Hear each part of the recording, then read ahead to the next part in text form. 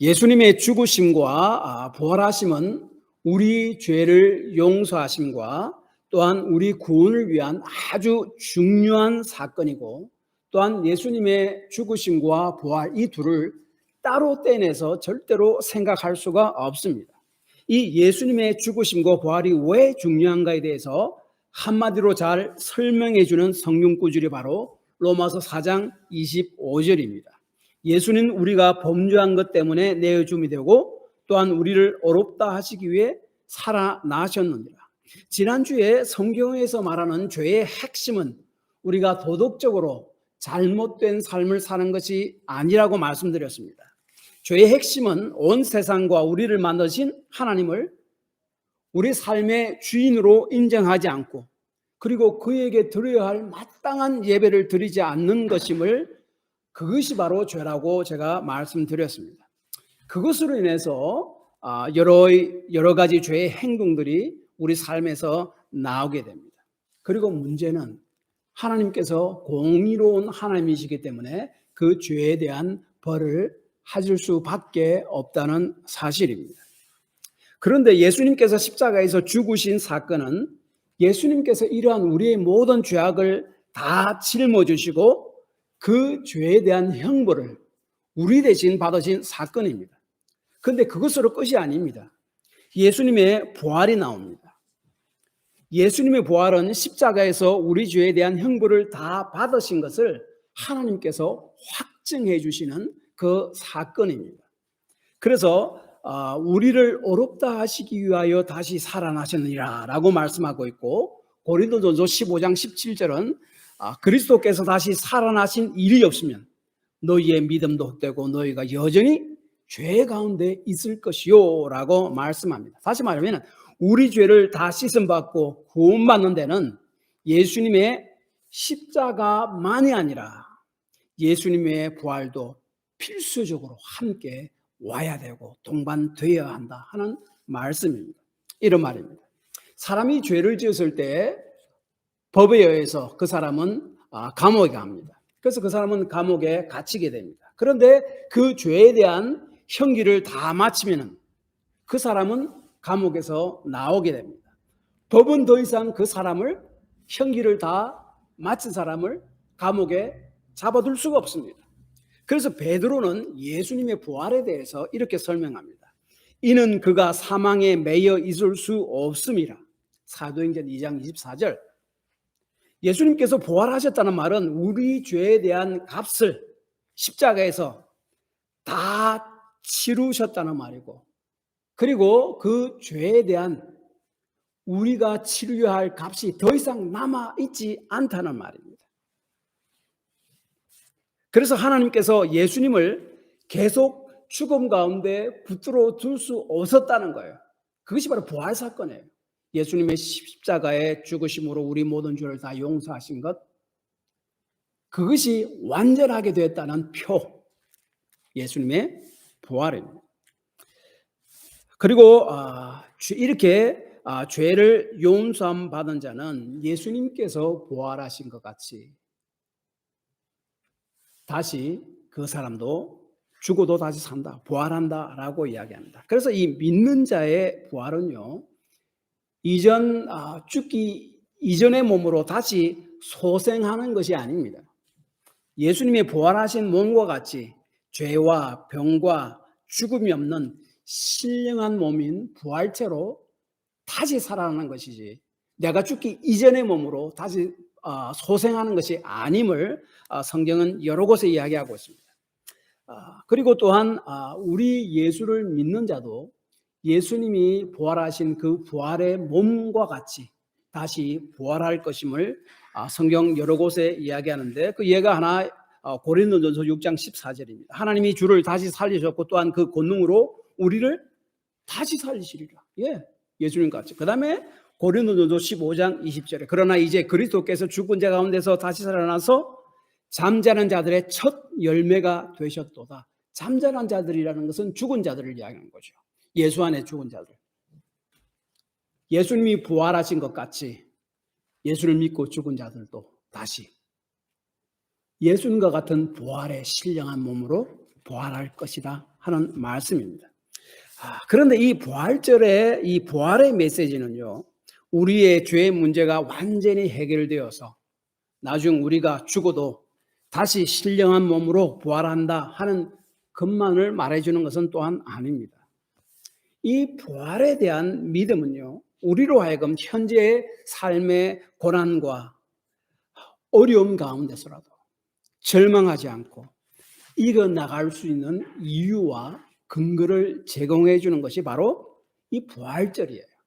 부활절의 핵심 메시지가 됩니다. 그에 대한 예가 바로 욥의 예입니다.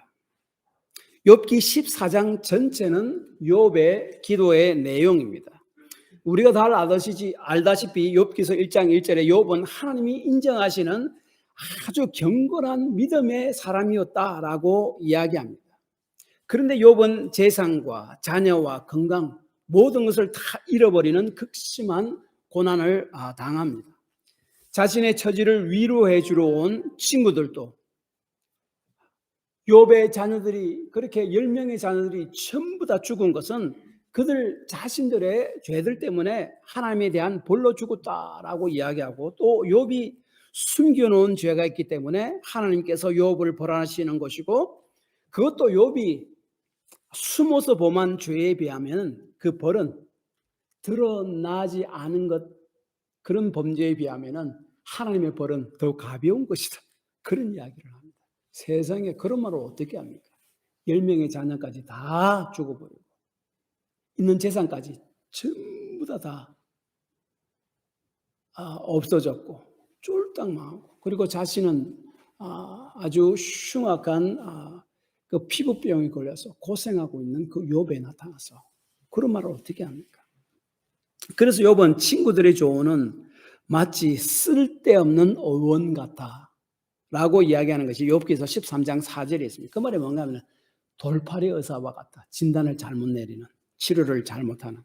그래서 이제 욥은 사람을 의지하지 않고 사람의 위로를 받으려 하지 않고 이제 하나님께 직접 나아가 하나님께 자신의 생각과 사정을 이야기하기로 결심하고 그래서 하나님께 기도하는 내용이 사실은 13장 20절부터 또한 14장 끝까지 나오는 것이 욥의 기도의 내용이에요. 그래서 욥이 기도하면서 깨닫게 된 내용이 오늘 말씀입니다. 먼저 욥은 기도를 통해서 인생 자체가 피곤한 것이며 태어나면서부터 죽기까지 사람은 덧없는 삶을 살아가는 존재임을 깨닫게 됩니다.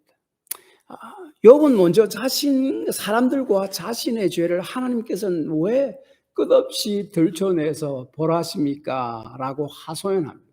자신이 너무나 힘드니까 하나님을 그렇게 하는 하나님으로 자신이 생각했던 거예요. 그래서 하나님은 이 세상에 사는 사람들 그리고 자신의 모든 알지 못하는 죄악까지 자세히 보시며 그것을 찾아내서 끄집어내셔서 그것을 벌하는 그런 하나님이다. 그렇게 자신이 느꼈다고 이야기하는 것이 바로 14장 3절 말씀입니다. 이와 같은 자를 주께서 눈여겨보시나이까 나를 주 앞으로 이끌어서 재판하시나이까. 자신의 극심한 고난으로 인해서 하나님께서 이것은 그냥이 아니고 하나님이 나의 알지 못하는 그런 세세한 죄까지 끄집어내서 나를 부활하시기 때문에 내가 이런 고난을 받는 것이 아닌가 그렇게 생각한 것이에요. 물론 잘못된 생각입니다. 그래서 6절에서 그는 이렇게 기도합니다. 그에게서 그가 사실은 욥 자신을 이야기합니다. 그에게서 욥 자신에게서 눈을 돌이켜 그 욥으로 쉬게 하사 품꾼같이 그날을 마치게 하옵소서. 이제 하나님 저를 그만 좀 놔주세요. 제가 너무 힘듭니다. 그렇게 이야기합니다. 여러분 말기 암 환자나 굉장히 이제 고칠 수 없는 그런 병에 걸린 사람들은요 더 이상 치료를 보통 하지 않습니다. 어디로 갑니까? 호스피스로 병동에 가지 않아요? 호스피스에서 페인이 있으면은 그 페인 킬러를 맞고 좀 편안하게 마지막을 살면서 죽음을 맞이합니다. 고통만 주는 치료만 계속 받다가 죽느니 차라리 좀 고통 없이 편히 쉬다가 죽음을 맞이하려는 사람들이 호스피스를 택합니다. 욥의 심정이 바로 그러한 심정이었습니다. 그리고 욥은 태어나서부터 죽기까지 소망 없이 살아가는 것이 인생입니다라고 고백하는 것이 7절 이하에 나타나 있어요. 특별히 나무는 찢기더라도 다시 돋아나는 소망이 있지만은 그러나 사람은 죽으면 소멸됩니다. 7절에서 10절. 특별히 10절에 소멸됩니다. 사람은 죽으면 소멸됩니다. 라고 이야기하니까 소멸된다라고 번역된 히브리 단어 하레쉬라는 단어는요, 여호와의 증인에서 주장하는 것 같이 사람이 죽으면 그 영혼이 멸절된다는 그런 말이 아니에요. 그런 단어가 아닙니다. 여호와의 증인은 사람이 죽으면 영혼이 그냥 멸절돼서 없어져 버린다고 생각합니다. 이 단어는 꺾여서 기진하게 된다는 말입니다. 그래서 나무와는 다르게 인생은 육신이 죽으면 그 육신은 이 땅에서 사라지게 되므로 그 힘을 발휘할 수 없게 됩니다 하는 뜻입니다. 그러므로 욥은 인생은 피고는 삶을 살아가며 인생은 덧없는 것이며 태어나서부터 죽기까지 소망 없는 삶을 살다가 힘없이 죽는 존재입니다 라고 이렇게 기도하면서 하나님께 이야기하는 거예요. 또한 욥은 계속해서 인생은 고난 가운데 살다가 죽고 마는 아무런 소망이 없는 존재임을 슬퍼하는 것이 18절 이하에 나타나 있는데, 특별히 20절에서 22절에 보면은 이렇게 고난 가운데 살다가 죽는 인생의 무상함, 허무함을 말하는데, 그 새 번역 한글 성경은 다음과 같이 아주 시적으로 번역을 합니다. 들어보시기 바랍니다. 주님께서는 연약한 사람의 삶의 희망도 그렇게 끊으십니다.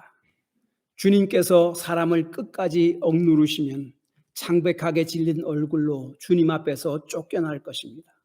자손이 영광을 누려도 그는 알지 못하며 자손이 비천하게 되어도 그 소식을 듣지 못합니다. 그는 다만 제 몸 아픈 것만을 느끼고 제 슬픔만을 알 뿐입니다. 얼마나 쓸쓸합니까? 현실을 볼 때, 자신의 현실을 볼 때 소망이 없고 절망만 남아 있습니다, 하나님. 그렇게 고백한 말이에요. 그런데 인생은 이와 같이 덧없고 소망이 없으나 욥은 기도하기로 결심하고 그리고 기도하고 또 기도합니다. 이 기도를 통해서 욥의 영적인 눈이 서서히 떠여져서 인생은 덧없이 고난 가운데 소망 없이 살다가 죽는 존재가 아니라는 것을 깨닫게 됩니다.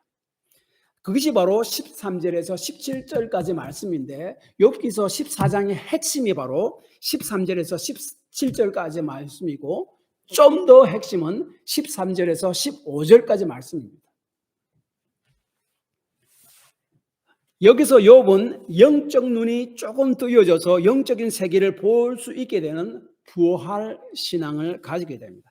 욥은 자기 삶은 지금 엉망진창이고 완전히 망한 것 같지만은 이 부활의 신앙을 인해서 최후 승리에 대한 소망, 부활을 믿음으로 바라보고 있는 것, 그것이 바로 13절에서 15절 말씀이 굉장히 중요한 말씀입니다. 그런데 자신의 고난을 이렇게 볼 때, 극심한 고난을 볼 때 욥은 무슨 이유인지 모르지만은 하나님께서는 자신에게 엄청난 진노를 하신다라고 생각하십니다. 그래서 하나님의 진노가 지나갈 때까지 자신을 수월에 감추어 주십시오라고 기도하는 것이 13절에 있어요. 주는 나를 수월에 감추시며 주의 진노를 돌이키실 때까지 나를 숨기시고 나를 위하여 규례를 정하시고 나를 기억하옵소서. 그런데 그 기간은 무한정이 아니고 정해져 있다는 거예요. 그래서 13절에 나를 위하여 규례를 정하시고 라고 말하는데, 개역 개정 말고 우리가 이전에 보던 개역 한글 성경은요, 나를 위하여 기한을 정하시고 라고 번역했습니다. 사실은 그 번역이 좀 더 알아듣기 쉽습니다. 기한을, 내 자신을 소홀에 숨겨주십시오. 그러나 그 정하신 기한 때까지만 숨겨주시고 그 다음에 나를 다시 내보내주십시오. 소홀이 무슨 말인가 하면은 히브리어를 직역한 말입니다. 옛날 개역 한글 성경은요, 수월을 음부로 번역했는데 개역 성경은 그냥 수월 히브리로 그대로 직역해서 번역했습니다. 이 수월이라는 말은요, 원래 죽은 자들이 가는 아무런 소망 없는 곳이에요. 그래서 욥기서 7장에 보면은 욥은 수월은 죽은 자들이 가는 아무런 소망 없는 곳임을 이야기합니다. 그 다음에 욥기서 10장에 보면은 욥은 또 이야기하기를 수월은 다시는 돌아오지 못할 땅이며 어둡고 흑암이 있고 늘 그늘져 있는 암울한 곳으로 묘사하고 있습니다. 그런데 이 욥은 이제 14장 13절에서 기도를 통해서 점점 죽음과 수월에 대한 생각이 점점 바뀌어져 가고 있음을 봅니다. 이제 수월은 삶의 고난을 잠시 동안 피해 있는 곳, 아슐림이라고 그러죠. 그것을 이야기하고 있습니다. 처음에 욥은 죽음을 아무런 소망이 없는 것으로 묘사했지만 이제는 다릅니다. 기도를 통해서. 죽음은 이제 끝이 아니라고 생각하고 있는 것이에요. 나를 수월에 잠시 숨겨주시고 그 기한이 끝나면 저를 다시 꺼내주십시오. 그래서 때가 되면은 자신을 기억해서 수월에서 끄집어내어서 자신의 억울함을 풀어달라고 기도하고 있는 것이에요. 죽음이 끝이 아님을 욥은 이제 영적 눈이 조금 뜨여져서 이해하고 있는 겁니다. 계속해서 욥은 14절에 장정이라도 죽으면 어찌 다시 살리까? 나는 나의 모든 고난의 날 동안을 참으면서 풀려나기를 기다리겠나이다 라고 이야기합니다. 사람은 죽으면은 끝이라고 생각하지 않습니까? 그렇지만은 자신은 비록 죽더라도 고난의 때가 지나가기를 기다리겠습니다 라고 기도하는 것 14절 말씀이에요. 특별히 풀려나기를 기다리겠나이다. 이 풀려나기를 이라는 단어는요, 여러분 영어 성경 보면은 풀려난다는 말도 있지만 원래 히브리 원뜻은요, 풀려난다는 뜻도 있지만 renewal, 새롭게 된다는 뜻도 있습니다. 그래서 영어성 ESV 영어 성경 보면 renewal로 번역을 합니다. 새롭게 되는 거예요. 때가 되면은 그 기간이 지나면은 하나님께서 저를 불러내 주셔서 새롭게 만들 것입니다. 뭡니까? 어떻게 새롭게 만듭니까? 부활을 이야기하고 있잖아요. 어떻게 해요? 기도를 통해서요. 영적 눈이 열려졌어요. 그래서 지금은 무슨 이유인지 모르지만 주께서 자신에게 고난을 허락하고 있지만은 언젠가 주께서는 다시 자신을 회복시켜 주실 것이고 자신은 그날을 기다리고 있겠습니다. 부활의 날. 그때 주의 피조물인 자신을 볼 때 주께서는 아주 기뻐하실 것입니다. 믿음을 버리지 않고 끝까지 참 주를 붙들고 있는 자신을 볼 때 기뻐하실 것입니다. 그것이 바로 15절 말씀이에요. 또한 그때는 주께서는 자신의 죄를 더 이상 세어보지 않을 것입니다 라고 고백하는 것이 16절 말씀입니다. 그리고 그때 일어날 가장 최고의 일은 더 이상 자신의 죄와 허물을 기억하지 않으시고 없애버릴 것입니다 라고 이야기하는 것이 바로 17절인데 17절이 이렇게 이야기합니다. 자신의 죄를 이야기하는데 자신의 죄를 주머니에 봉하시고 내 죄악을 싸매시나이다. 다시 말하면 욥은 언젠가 자신의 모든 죄가 다 용서함 받아 부활의 몸으로 다시 주 앞에 서게 된다는 그 부활의 소망을 가지고 기도했던 겁니다. 예수님께서 다시 오셔서 이 땅을 심판하시는 날, 믿는 자의 육체의 부활이 일어나는 날, 자신의 모든 죄에 대한 완전한 용서와 부활이 그를 믿는 자들에게 일어날 것이라는 것은 우리는 압니다. 성경을 통해서 압니다. 그런데 욥은 이러한 성경이 아직까지는 주어지지 않았어요. 그럼에도 불구하고 그가 고난을 통해 기도를 통해 이러한 믿음이 생겨났습니다. 영적 눈이 뜨였던 것이요. 그래서 이 모든 부활의 소망은 13절 하반절에 나를 기억하옵소서라는 말씀에 요약이 됩니다. 하나님께서는 지금도 사실은 욥을 기억하고 계시지만은 마지막 부활의 때에도 분명히 욥을 기억하실 것입니다. 그래서 이 기도를 통해 욥은 영적으로 좀 더 깊어갑니다. 그래서 19장 25절 26절 여기 보면 아주 중요한 말씀인데 내가 알기는 나의 대속자가 살아계시니 마침내 그가 땅 위에 서실 것이라. 내 가족이 벗김이 당한 뒤에도 내가 육체 밖에서 하나님을 보리라. 비록 지금은 굉장히 많은 어려움과 고난을 방황하고 있지만 하나님, 사람은 다 죽으면 끝이라고 이야기하지만은 저는 이제 그렇게 생각하지 않습니다. 그때까지 저를 수월에 좀 숨겨주십시오. 그 때가 지나면은 저를 다시 일으켜 주십시오. 근데 19장에 와서는 그때 저를 변호해 줄 제 대속자가 계실 것입니다. 그렇게 이야기합니다. 이 대속자라는 말은 히브리어로 고엘이라는 말입니다. 고엘은 누구를 이야기하는가 하면은 친척 중에서 빚을 졌을 때 대신 그 빚을 친척이 대신 갚아줄 책임이 있습니다. 그래서 그 빚을 대신 갚아주는 사람을 고엘이라고 불렸습니다. 돈이 없어서 이렇게 종으로 팔렸을 때 가까운 친척이 대신 그 종이 된 값을 지불하고 그 친척을 종으로부터 해방시켜주는 것, 그 사람이 바로 고엘이라고 불렀습니다. 그리고 누가 자신의 가족을 죽였을 때 그 친척 중 누가 나서서 그에 대한 벌을 하는 것, 벌을 하는 사람, 그 사람은 고엘이라고 불렀습니다. 그래서 여기서 욥은 부활의 날 대속자가 고엘이 자신을 변호해 주실 것이다 라고 말하고 있습니다. 이 대속자가 누굽니까? 오늘날 예수 그리스도죠. 예수를 믿는 자가 나중 주님 앞에 설 때에 혹시 사단이 저 사람 세상에 살 때 엄청난 많은 죄를 저질렀습니다, 그렇게 고발을 할 때에 예수 그리스도께서 대속자 고엘 나타나서 아닙니다, 저 사람의 죄에 대한 값을 내가 십자가에서 다 치렀습니다.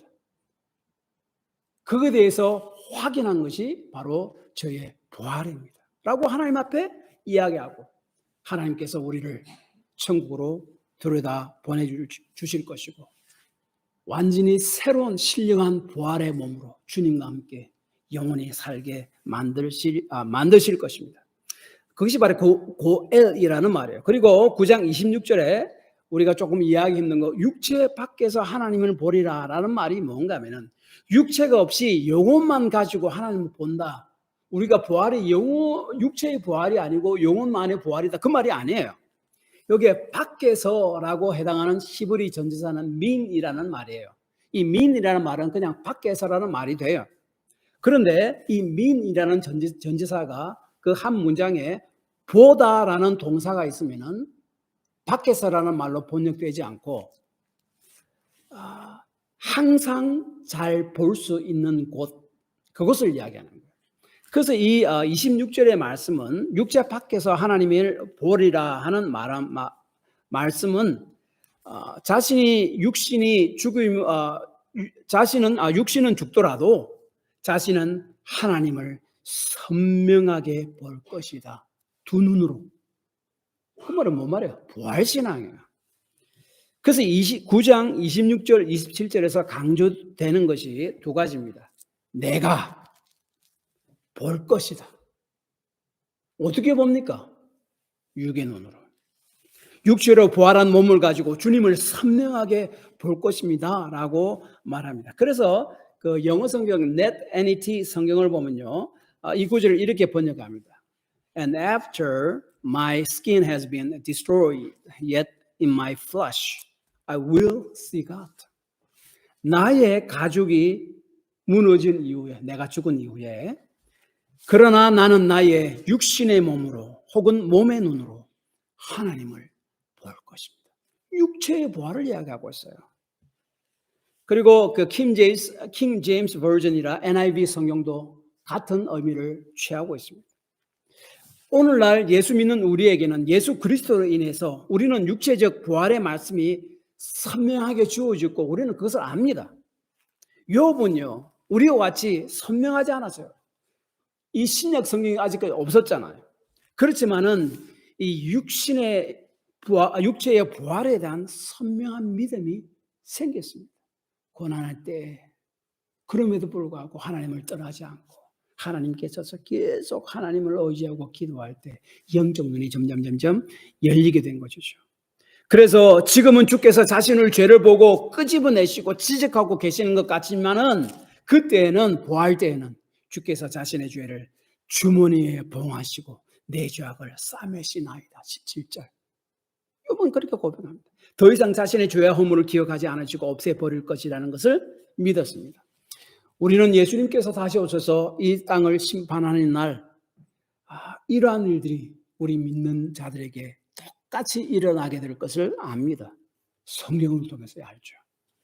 그런데 욥은 성경이 없는 그 시대에도 기도를 통해서 영적 눈이 열려서 고난을 통해서 믿음의 눈이 열려서 알게 된 것이었습니다. 고난 중 기도를 통해서 욥은 영적 눈이 조금 뜨여져서 영적 세계를 볼 수 있게 되었고 부활의 신앙을 가지게 되었어요. 그래서 기도는요, 내 생각과 사정을 하나님 아버지께 이야기하는 것 그것만이 아니에요. 그것도 기도지만 그것은 기도의 일부분입니다. 기도를 통해서 문제를 해결받는 것 그것만도 아닙니다. 그것도 기도지만 그건 기도의 한 부분이에요. 기도를 통해서 우리는 하나님을 배웁니다. 하나님의 아버지의 생각을 알게 됩니다. 하나님과 기도를 통해서 계속 교제함을 통해서 우리 영적 눈이 열리게 됩니다.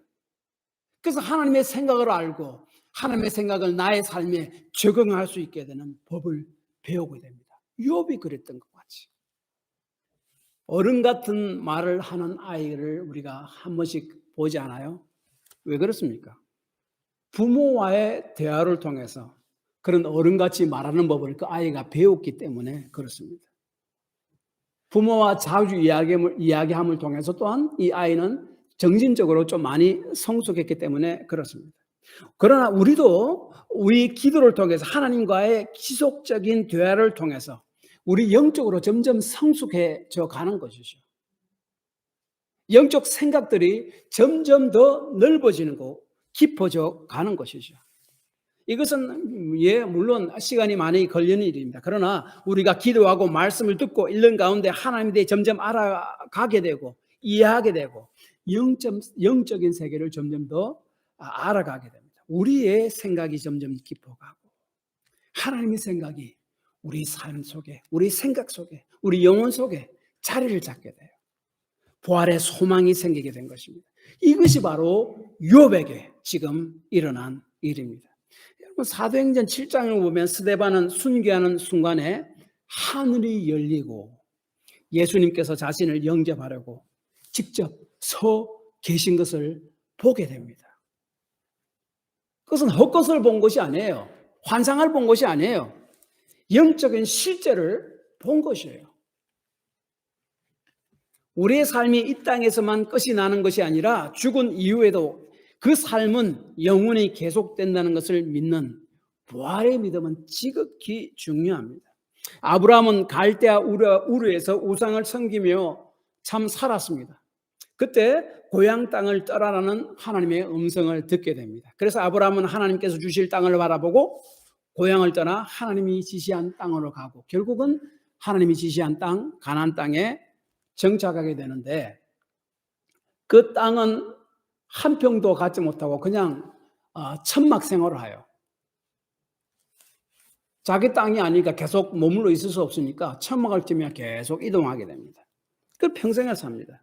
그리고 자기 아내 사라가 죽으실 때에 묻을 매장지가 없었어요. 자기 땅이 하나도 없었으니까. 하나님의 약속에도 불구하고. 그래서 헷 족속에게 사정해서 아내를 묻을 매장지를 돈으로 사서 그 조금 아내를 묻었습니다. 그리고 아브라함 자신이 죽었을 때도 자신이 산 매장지에 자신도 묻혔습니다. 아브라함은 가나안 땅, 그 광활한 땅을 약속받았지만은 죽을 때까지 그가 받지 못했습니다. 하나님이 거짓말한 것이에요? 아닙니다. 그 삶을 살면서 아브라함이 깨달은 것이 뭔가 하면은 히브리서 11장 13절에 이렇게 아브라함과 사라를 묘사합니다. 이 사람들은 다 믿음을 따라 죽었으며 약속을 받지 못하였으되 그것들을 멀리서 보고 환영하며 또 땅에서는 외국인과 나그네임을 증언하였으니 아브라함은 가나안 땅을 주겠다는 그 믿음을 따라 하나님의 약속을 따라 가나안 땅에 와서 살았습니다. 아내가 죽을 때도 아내를 묻을 땅도 없는 거예요. 자신이 죽을 때도 그 약속의 땅은 자신 것이 아니었습니다. 자신이 죽을 때 하나님 왜 약속을 해놓고 지키지 아니하십니까? 원망하면 죽었겠습니까? 아닙니다. 아브라함은 하나님께서 자신에게 약속한 땅이 실제적인 그 물질적인 땅이 아니라 하늘나라의 땅을 약속받았다는 것을 서서히 깨달은 거예요. 하나님과 교제 가운데 영적 눈이 열려져서, 즉 물리적인 땅의 약속은 하늘나라에 대한 하나님의 하나의 맛보기요, 하늘나라를 바라보면서 이 땅에서 살아가라는 하나님의 사인임을 아브라함은 그의 삶을 통해서 깨달았던 거예요. 그래서 영적 눈이 열렸던 것입니다. 그래서 이 땅에서 나그네로 살았고, 그는 죽을 때 하늘나라를, 하나님이 주실 그 땅을 바라보는 믿음으로 죽었습니다. 그래서 11장 16절, 그들이 이제는 더 나은 본향을 사모하니 곧 하늘에 있는 것이라. 이러므로 하나님이 그들의 하나님이라 일컬음을 받으심을 부끄러워하지 아니하고 그들을 위하여 한 성을 예비하셨느니라. 아브라함은 하나님께서 가나안 땅을 약속하셨지만은 그 가나안 땅은 앞으로 아브라함이 가게 되고 소유하게 될, 영원히 살게 될, 부활의 몸으로 살게 될 천국을 궁극적으로 가리키는 것임을 하나님과의 깊은 교제를 통해서, 삶을 통해서 눈치챈 거예요. 아는 거예요. 그래서 그 죽을 때도 하나님을 원망하고 죽지 않고 오히려 소망 가운데 기쁨으로 죽은 거예요. 그래서 이 구약에서 말씀하시는 물질적인 복은 실제로 예수 그리스도를 통해 오는 영적인 복에 대한 맛보기요, 그림자예요. 이 땅에 물질도 하나님 축복도 주십니다. 그건 부인하지 않습니다. 그러나 그것이 복의 다가 아니라는 거죠. 그 하늘에는 그 복의 원형이 있다. 완전한 것이 있다. 그러므로 그 하늘의 복을 사모하며 살아라 하는 하나님의 사인이죠. 맛복이죠. 그림자이죠. 그래서 최종적으로는 천국에 가서 우리가 누릴 복에 대한 눈에 보이는 하나의 묘사입니다. 욥은 극심한 고난과 기도에도 응답이 없다 자신이 죽더라도 그것이 끝이 아니라 계속 자아가 살아계셔서 자신을 나중 변호해 주실 것이라고, 그리고 이 고난이 끝나는 날 부활의 몸으로 다시 살아나서 그 육체의 눈으로 하나님을 직접 볼 것입니다 라고 고백했습니다. 그런데요, 욥은 그가 죽어서 하나님을 만난 것이 아니에요. 죽기 전 살아있을 때 하나님을 사실은 또한 만납니다. 그를 위해 하나님께서 나타나셔서 finally 그를 위로해 주십니다. 그리고 욥기 마지막 42장을 보면은 욥의 고난이 다 끝난 이후 하나님께서 욥에게 고난을 받기 이전보다 더 많은 복을 주셨다라고 이야기하는데 42장 12절 13절에 이렇게 기록되어 있습니다. 여호와께서 욥의 말년에 욥에게 처음보다 더 복을 주시니 그가 양 14,000과 낙타 6,000과 소 1,000결이와 암나귀 1,000을 두었고 또 아들 7과 딸 3을 두었으며 이전보다 더 많은 재산을 가지게 하셨고 죽어버린 아들 7과 딸 3명을 다시 주셨다라고 이야기합니다. 재산은 좋습니다. 그런데 아들과 딸들을 죽여놓고 다시 주시는 것, 그것도 10명 전부 다, 그것을 복이라고 할 수 있습니까? 사람은 자식이 죽으면 어떻게 해요? 가슴이 묻는다고 그러잖아요. 평생을 가슴 한 구석에 죽은 아이들이 자례하며 그 평생을 살았지 않았겠습니까? 10명의 아이들을 다 죽이고 나서 다시 10명의 아이를 주신다면 그게 무슨 복입니까? 그런데 이 말은 욥이 마지막 시험을 다 통과하고 나서 받은 이 복은 장차 부활할 몸으로 하늘나라에서 받게 될 진정한 복의 맛복이라는 것이라는 거예요. 욥은 그것을 눈치챘습니다. 하나님께서 나에게 이러한 것을 허락해 주시는 것은 이게 전부 다가 아니구나. 영원한 복의 근원, 천국, 그 부활의 삶, 그것을 바라보라고.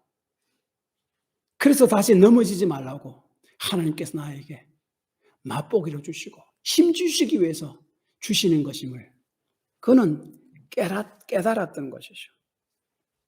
그래서 장차 받을 완전한 복을 더 소망하며 살았을 것입니다. 천국의 복을 소망하며 살 것이고 부활의 소망을 가지고 살았을 것입니다. 고난을 통해 기도를 통해 영적인 눈이 떠져서 진정한 복의 실체를 부활의 사실을 깨달은 것이 바로 욥이었습니다. 그러한 자는 하나님께서 이 땅에서도 장차 우리가 받을 부활의 영광을 천국의 영광을 때때로 경험하도록 허락하십니다. 그래서 우리는 이 땅에서도 기도 응답도 경험하잖아요. 하나님께서 함께 하심을 참 기적적인 방법으로 우리가 경험도 하시잖아요. 근데 그 자체가 의미도 있지만 그 자체가 문제가 아니라 그것을 통해서 뭘 바라보라고요? 천국. 완전한 부활의 삶. 그것을 바라보라는 하나님의 사인이죠. 욥은 고난을 통해 기도를 통해 영적인 세계를 바라볼 수 있는 영적 눈이 점점 뜨여지고 부활의 신앙에 조금씩 눈이 뜨여지게 되었습니다. 그리고 이 땅에서도 그것에 대한 맛을 보며 살았고 그것을 통해 천국에 대한 부활에 대한 믿음들을 더욱더 소망하며 살았습니다. 결론적으로 이런 말입니다. 욥은 자기 삶을 볼 때 자신의 현재의 삶은 엉망진창이 된 것 같고 완전히 망한 것 같았지만 기도를 통해 영적 눈이 떠여졌고 그는 부활의 몸으로 천국에서 하나님의 임재 앞에서 사는 새로운 삶이 있다는 것을 알았습니다. 대속자 예수 그리스도께서 그의 편에 서 계신다는 것을 알았던 것입니다. 그는 부활에 대한 소망과 천국에 대한 확신이 비록 고난 가운데서라도 절망하지 않고 믿음과 소망의 삶을 살아가게 만든다는 것을 알았어요. 고린도서 15장 57절 58절을 이렇게 이야기합니다. 보라 내가 너희에게 비밀을 말하노니 우리가 다 잠잘 것이 아니요 마지막 나팔에 순식간에 홀연히 다 변화하리니 그러므로 내 사랑하는 형제들아 경고하며 흔들리지 말며 항상 주의 일에 더욱 힘쓰는 자들이 되라. 이는 너희 수고가 주 안에서 헛되지 않은 줄을 알미니라. 한국계 미국인 작가인 이민진 작가가 쓴 파친코라는 소설이 있습니다. 일제 강점기에 한국을 떠나서 일본으로 간 제1한국인 소위 자이니치라 부르는 그 사람들의 3대에 걸친 힘들고 처절한 삶을 다룬 작품입니다. 2017년도에 뉴욕타임즈 베스트셀러가 되었고 뉴욕타임즈 선정 올해의 책으로 선정되었습니다. 오바마 전 대통령도 그 책을 극찬한 책이었습니다. 소설입니다. 저는 작년에 읽어봤는데 최근 미국 애플 TV에서 드라마로 만들었고 지금 방영하고 있습니다. 이 소설의 첫 문장이 그 소설을 전체를 꿰뚫은 문장인데 이렇게 강렬한 말로 시작합니다. 역사는 우리를 망쳐놓았지만 그래도 상관없다. 욥은 자신의 삶을 볼 때 엉망진창이고 망한 것 같았지만 그래도 상관없었습니다. 왜냐하면 그는 최후 승리에 대한 소망, 천국의 소망, 부활의 소망을 믿음으로 바라보고 있었기 때문입니다. 그것이 바로 오늘 말씀이에요. 그것이 바로 14장 13절 15절 말씀의 핵심입니다. 그래서 그는 아마도 이렇게 이야기할 것 같습니다. 이 땅에서의 삶은 망쳐진 것 같지만 그래도 상관없다. 구속자가 살아계시고 완전한 육체의 부활이 있기 때문에 천국이 있기 때문에 그때 주께서 나를 영접해 주실 것을 믿기 때문이다. 그러므로 나는 오늘 절망하지 않고 나의 삶을 믿음으로 힘차게 살아간다. 그러한 부활의 소망이 부활의 믿음이 여러분 삶 속에 있기를 축복합니다. 기도합시다.